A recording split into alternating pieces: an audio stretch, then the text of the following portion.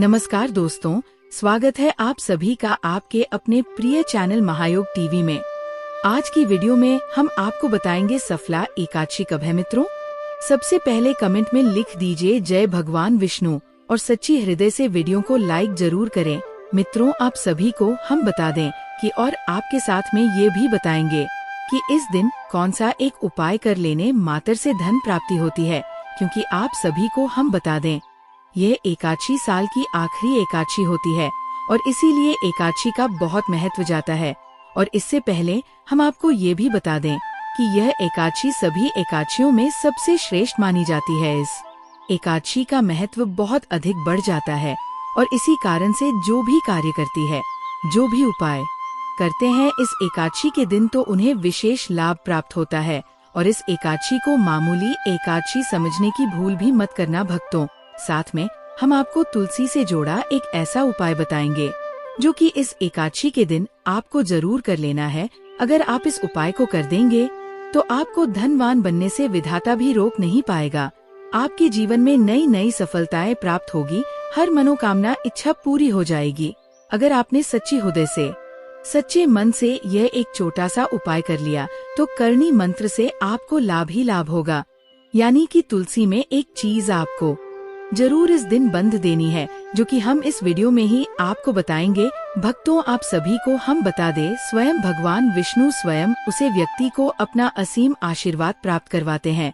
जो भी व्यक्ति इस एकादशी का व्रत रखता है या फिर पूजा पाठ नहीं भी करता है, तब भी आपको इस वीडियो को पूरा जरूर देखना चाहिए, क्योंकि यह एकादशी को मामूली एकादशी समझने की आप चेष्टा भी मत करना, क्योंकि भगवान विष्णु स्वयं कहते हैं वेद और पुराणों में कि यह एकादशी सबसे श्रेष्ठ मानी जाएगी, क्योंकि इस एकादशी के बाद पापों का अंत हो जाता है और व्यक्ति के जीवन में नई नई सफलताएं हासिल होती है। चलिए हम आपको सभी जानकारी बारी बारी से बता देते हैं। साथ में हम आपको ये भी एकादशी की संपूर्ण कथा भी बताएंगे। इसलिए अगर आपको वीडियो छोड़ना है तो अभी छोड़ दीजिए, नहीं तो बीच बीच में वीडियो छोड़ने से आपको पाप भी लग सकता है। जय भगवान विष्णु। जो भी इस वीडियो को सच्चे मन से, सच्चे हृदय से पूरा देखें, उसके जीवन के सभी कष्ट दूर कर देना एवं उसकी हर एक मनोकामना पूरी कर देना।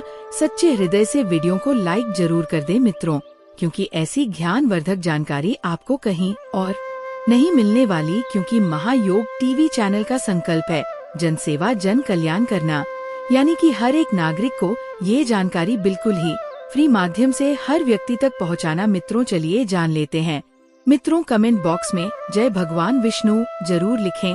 पापा अंकुश का एकादशी कब है, जान सही डेट, पारण, टाइमिंग और महत्व, इन सभी सवालों की जवाब जानने के लिए वीडियो अंत तक देख लेना। माताएं एवं बहनों, साल की सबसे आखिरी एकादशी के दिन एक छोटा उपाय करने मात्र से आपको वो लाभ प्राप्त होगा जो आपने कभी अपने जीवन में सोचा नहीं होगा, और करणी मंत्र से वो लाभ की आपको प्राप्ति हो जाएगी।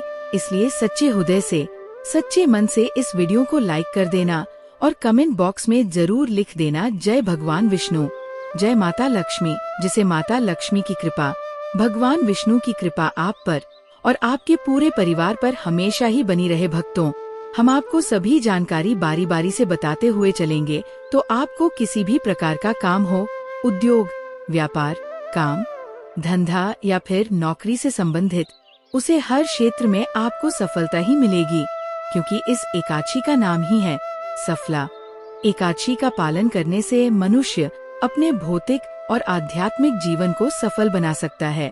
दोस्तों, मानस में 2 बार आने वाली एकादशी अत्यंत पवित्र और शक्तिशाली एकादशी मानी गई है, और इस बार की सफला एकादशी दिसंबर महीने पौष मास में पड़ने वाली एकादशी वास्तव में अनेक शुभ योग बन रहे हैं। भगवान श्री विष्णु और सूर्य नारायण देव की प्रसन्नता के लिए विशेष मानस बताया गया है। इस मास में किया गया आध्यात्मिक कार्य मनुष्य को तीव्र आध्यात्मिक प्रगति करवा सकता है। तो दोस्तों, चलिए अब आपको बताते हैं कि साल 2024 में पौष मास की सफला एकादशी का व्रत कब है, व्रत कब खोला जाएगा और इस दिन कौन कौन से शुभ मुहूर्त रहेंगे, और इस एकादशी पर भगवान विष्णु तथा माता लक्ष्मी को प्रसन्न करने के उपाय क्या है, और तुलसी में ऐसा क्या बढ़ने से मनोकामना पूर्ण होती है। लेकिन दोस्तों, इससे पहले मैं आपसे निवेदन करना चाहूँगा कि आप नया योग टीवी चैनल की वीडियो को पूरा ही देखना। पूरे देखने पर ही लाभ की प्राप्ति होगी। आधा अधूरा छोड़ने पर आपको लाभ की प्राप्ति नहीं होगी, तो वीडियो के अंत तक बने रहें। इस वीडियो को लाइक अवश्य कर दें और चैनल को सब्सक्राइब करके बेल आइकन को भी क्लिक कर लें और कमेंट में जय श्री हरि विष्णु और जय माता लक्ष्मी जरूर तथा जय मां तुलसी लिखें। अब सबसे पहले हम जान लेते हैं एकादशी व्रत की पूजा विधि और नियम के बारे में। फिर उसके बाद जानेंगे कि एकादशी व्रत कब है और व्रत का पारण कब और किस चीज से करे। दोस्तों, एकादशी व्रत के नियमों का पालन दशमी तिथि से करना होता है। तो दशमी के नियम क्या है? सर्वप्रथम आपको ये करना है कि आप सुबह सवेरे जल्दी उठे, क्योंकि एकादशी असल में एक दिन का व्रत नहीं होता। एकादशी 2-3 दिन व्रत होता है। इस व्रत को करने में थोड़ी मेहनत ज्यादा लगती है, लेकिन ये व्रत बहुत ही फलदायी होता है। ये व्रत जीवन से तो सारे कष्ट और दुख दरिद्रता खत्म करता ही है। इस व्रत को करने से आपकी समस्त मनोकामना पूर्ण हो जाती है।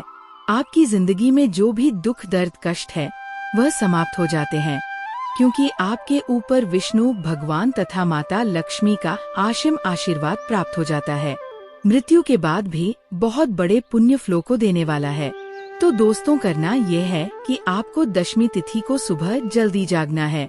जल्दी जागने के बाद आप अपने जो भी दैनिक कार्य वगैरह है कर लीजिए, जैसे कि आप शुभ मुहूर्त में ही झाड़ू पोंछा लगाकर अपने घर की साफ सफाई कर ले। उसके बाद उसे स्थान को साफ करें जिस स्थान पर आप एकादशी के व्रत की पूजा पराग करेंगे। कुछ भक्त दशमी तिथि को भी चावल नहीं खाते हैं। आपकी इच्छा हो तो पूरे दिन ना खाएं, नहीं तो शाम के पूजन के बाद दशमी तिथि में चावल नहीं खाया जाता है। बाकी सूर्यास्त होने से पहले आपको दशमी तिथि में यदि व्रत रख रहे हैं तो खाना खा लेना है। रात को आपको फल, दूध, जल ये सब खा लेना है। अनाज बस सूर्यास्त से पहले खा लेना है, जो लोग व्रत रख रहे हैं। इसके बाद प्रिय मित्रों, अब आपको अगली सुबह का इंतजार करना है। अगली सुबह आप अपने एकादशी व्रत का पारण करेंगे। दातून से साफ करें। दातून से साफ करने के बाद सर्वप्रथम स्नान कर लें। हो सके तो जी जल से आप स्नान करें। उसे कुछ बूंद गंगा जल की डालने। अगर संभव न हो सके तो घर पर ही नहाने वाले जल में स्नान कर लें और स्नान करने के बाद सबसे पहले सूर्य नारायण को अर्घ्य दें। सूर्य देव को जल देने के बाद आपको सूर्य देव को नमस्कार करना है।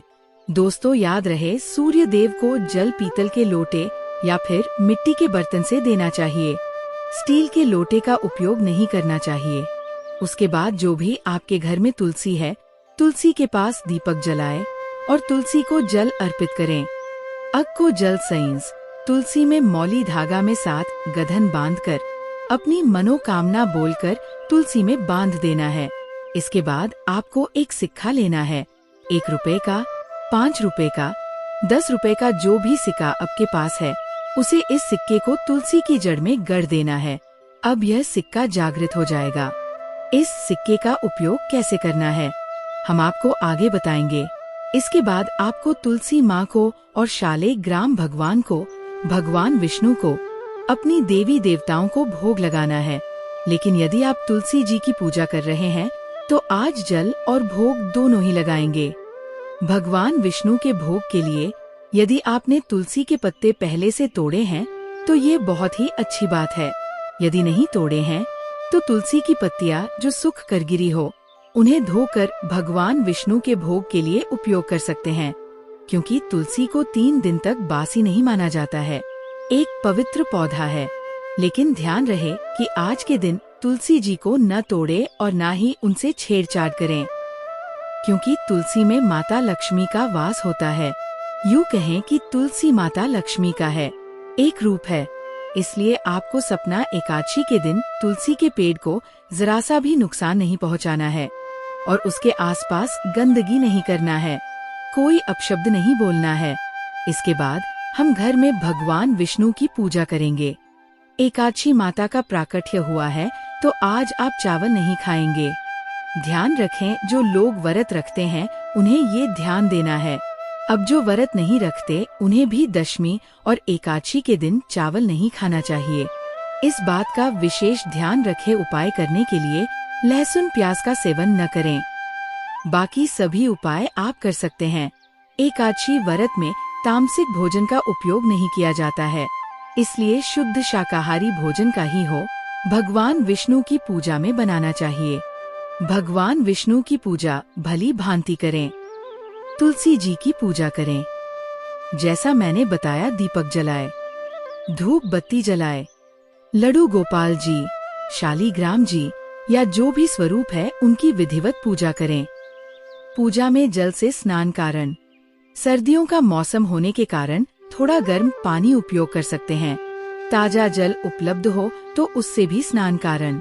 स्नान करने के बाद भगवान को विधिवत चंदन लगे, फूलों की माला पहना है। जो भी आपकी व्यवस्था और क्षमता हो उसके अनुसार भगवान की पूजा करें। इसलिए किसी भी एकादशी के दिन अगर अपने माता लक्ष्मी की पूजा नहीं की तो माता लक्ष्मी क्रोधित हो जाती है। इसलिए ध्यान रहे दोस्तों, भगवान विष्णु की पूजा के साथ साथ माता लक्ष्मी तथा तुलसी की पूजा जरूर ही करना चाहिए। दोस्तों, एकादशी के नियमों का पालन करते हुए अनाज और नमक तथा तामसिक पूजन का त्याग करें। सरसों का तेल वगैरह नहीं खाना चाहिए। आपको फल, फूल, दूध, चाय वगैरह एकादशी के दिन सात्विक भोजन ही करना चाहिए। इस दिन मांस, मदिरा, प्याज, लहसुन आदि का सेवन नहीं करना चाहिए। भक्तों, अगर आप व्रत रख रहे हैं या फिर किसी कारण नहीं रख पा रहे हैं, फिर आपको एकादशी के दिन धन, कपड़े, भजन और पानी का दान करना चाहिए, क्योंकि ऐसे कार्यों को करना फलदायी माना जाता है। दोस्तों, एकादशी व्रत में ब्रह्मचर्य का पालन करें। इस शुभ दिन पर साधक को ब्रह्मचर्य का पालन करना चाहिए। भक्तों को हमेशा अपने शरीर और मान पर नियंत्रण रखना चाहिए और मंत्रों का जाप करते हुए अपना दिन बिताना चाहिए। तो चलिए दोस्तों, अब हम आपको बताते हैं कि जो आपने तुलसी में वह सिक्का गड़ा हुआ है, उसे सिक्के का आपको क्या करना है। उसे सिक्के को आपको 10वीं के दिन यानी एकादशी के दूसरे दिन आपको निकाल लेना है। इसके बाद आप उसे सिक्के को एक लाल कपड़े में बांधकर अपने घर की तिजोरी में रख देना, या फिर आप अपने पर्स में भी रख सकते हो। इस सिक्के को धन की तरह जोरी में रखने से आपका धन कभी खत्म नहीं होता और वह बढ़ता ही चला जाता है, क्योंकि यह सिक्का सिद्ध हो जाता है। सिक्के का उपाय बताया मैंने आपको, ये बहुत ही लाभदायक उपाय है। इस उपाय को हमारे देश में बहुत लोग करते हैं। हमारे देश के प्रधानमंत्री तथा अंबानी जैसे लोग भी इस सिक्के के उपाय को एकादशी वाले दिन करते हैं, तभी उनके पास इतना धन है और वह बहुत ही धनवान लोग हैं। दोस्तों, अब हम आपको बताएंगे कि एकादशी व्रत में आपको कौन सी चीज है जिसका सेवन बोलकर भी नहीं करना है। इस दिन लहसुन तथा प्याज का सेवन कभी भी नहीं करना चाहिए। और दोस्तों, हिलों में नाशपाती का सेवन नहीं करना चाहिए, क्योंकि नाशपाती का अर्थ नाश करने वाली, इसलिए नाशपाती का उपयोग आप भूल कर भी ना करें। इसके अलावा आप किसी भी प्रकार के फल का उपयोग एकादशी व्रत में कर सकते हैं। उसके बाद आपको चाहे तो भगवान विष्णु का भजन कीर्तन करना चाहिए। 12 बजे के बाद सोएं। ये सब आपकी अपनी क्षमता पर निर्भर है। इस तरह से आपको करना है। जब एकादशी का व्रत हो जाए तब द्वादशी के दिन सुबह जागने के बाद नहा धोकर भगवान का पूजन करें। इस दिन आप ब्राह्म भोज कर सकते हैं तो ब्राह्म बहुत जरूर कारण। यदि ब्राह्म भोज नहीं कर सकते तो उनके खाने के लिए जो कच्चा सामान है, जिसे सीधा कहा जाता है, वह ब्राह्मणों को जरूर दान में दें। दोस्तों, हिंदू धर्म मान्यता के अनुसार दान को सबसे सर्वश्रेष्ठ बताया गया है। जो मनुष्य एकादशी के दिन जरूरतमंदों को दान करता है, उसे मनुष्य के ऊपर माता लक्ष्मी का ऐसा आशीर्वाद बरसता है कि उसके घर में धन की वर्षा होने लगती है। उसके पास इतना धन आता है कि कुछ ही दिनों में करोड़पति बन जाता है। पराणा की एकादशी व्रत को समाप्त करने को पारण कहते हैं। एकादशी व्रत का पारण द्वादशी तिथि समाप्त होने से पहले करना अति आवश्यक है। यदि द्वादशी तिथि सूर्योदय से पहले समाप्त हो गई हो तो एकादशी व्रत का पारण सूर्योदय के बाद द्वादशी तिथि के भीतर पारण न करना पाप करने के समान माना गया है। एकादशी व्रत का पारण हरि भासर के दौरान भी नहीं करना चाहिए। जो श्रद्धालु व्रत कर रहे हैं उन्हें व्रत तोड़ने से पहले हरि भाषा समाप्त होने की प्रतीक्षा करनी चाहिए। परिभाषा द्वादशी तिथि की पहली 1/4 अवधि को कहते हैं। व्रत तोड़ने के लिए सबसे उपयुक्त समय प्रातःकाल होता है। व्रत करने वाले श्रद्धालुओं को मध्याह्न के दौरान व्रत तोड़ने से बचना चाहिए। कुछ कर्म से यदि कोई प्रातःकाल पारण करने में असमर्थ हो तो उसे मध्याह्न के बाद पारण करना चाहिए। यदि उसे समय पर कोई भोजन उपलब्ध नहीं है तो केवल जल पीकर भी इस व्रत का पारण किया जा सकता है। एकादशी की पूजा के बाद दान करना शुभ माना गया है। इस दिन सच्चे मन से अन्य मिठाई, फल और धन का दान करें। मान्यता है कि इन चीजों का दान करने से पैसों की कमी का सामना नहीं करना पड़ता है। एकादशी के दिन पीले रंग के वस्त्र का दान करना शुभ माना गया है, क्योंकि विष्णु जी को पीला रंग प्रिय है। ऐसा करने से श्री हरि प्रसन्न होते हैं। लेकिन इस दिन चावल और आटा दान करना निषेध है। चावल और आटा अगले दिन द्वादशी के दिन दान करना चाहिए। कभी कभी एकादशी व्रत लगातार 2 दिनों का हो जाता है। जब ऐसा होता है तब स्मार्ट परिवार के लोगों को पहले दिन एकादशी व्रत करना चाहिए। दूसरे दिन वाली एकादशी को दूजी एकादशी कहते हैं। सन्यासियों, विधवाओं और मोक्ष प्राप्ति के इच्छुक श्रद्धालु को दूजी एकादशी के दिन व्रत करना चाहिए। जब एकादशी व्रत 2 दिनों का होता है तब दूजी एकादशी और वैष्णव एकादशी एक ही दिन होती है। भगवान विष्णु का प्रेम और स्नेह पाने के इच्छुक परम भक्तों को दोनों दिन एकादशी व्रत करने की सलाह दी जाती है। तो आप जानते हैं कि 2024 में पहुंच मास की सप्लाई एकादशी कब है? 25 दिसंबर या 26 दिसंबर दोस्तों। इस साल यानी कि 2024 में सप्लाई एकादशी 2 बार आई है। 1 जनवरी में थी और 25 दिसंबर। दूसरी इस बार दिसंबर माह में आ रही है। तो दोस्तों, इस बार पौष मास के कृष्ण पक्ष की सप्लाई एकादशी 26 दिसंबर 2024 गुरुवार के दिन है। एकादशी तिथि आरंभ होगी 25 दिसंबर को रात 10:29 पर और समाप्त होगी 26 दिसंबर को मध्यरात्रि 12:01 पर, यानी रात 12 बजे के बाद 27 तारीख शुरू हो जाएगी। इस प्रकार इस बार की एकादशी तिथि सुबह सूर्योदय से लेकर मध्यरात्रि तक पूरे दिन विद्यमान रहेगी। इस बार पौष मास की सपना एकादशी का पारण 26 दिसंबर 2024 गुरुवार के दिन ही करेंगे। इस बार की एकादशी स्मार्ट और वैष्णव ग्रुप पूरे क्रियरे के हमव परिबी में पूरे भीवा पड्या काल की पूजा का समय शाम 5:32 से लेकर 6:54 तक है। सूर्यास्त का समय शाम 5:32 पर है और चंद्रोदय रात 3:69 पर होगा। राहुकाल का समय दोपहर 1:39 लेकर 257 तक रहेगा। इस दौरान भगवान की पूजा अर्चना नहीं करनी चाहिए, लेकिन हरे कृष्ण महामंत्र का अधिक से अधिक जप कर सकते हैं। सपना एकादशी दिसंबर महीने में पोस्ट के महीने में पढ़ने वाली एकादशी अद्भुत और भयंकर चमत्कारिक एकादशी है। इस दिन अभिजीत मुहूर्त का समय तक और विजय मुहूर्त दोपहर 2:05 से लेकर 2:10 तक रहेगा। 8:02 तक रहेगा। दोस्तों, इस बार की एकादशी में विशेष शुक्र योग भी बन रहा है।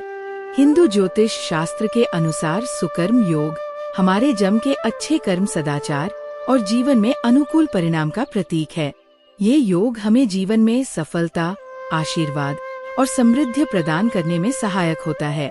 इस बार यह शुक्र में योग एकादशी के दिन रात 10:24 तक रहेगा। इस नकारात्मक ग्रहण का प्रभाव कम हो जाता है और मनुष्य आध्यात्मिक कार्यों से अपने जीवन में प्रगति और सफलता प्राप्त कर सकता है।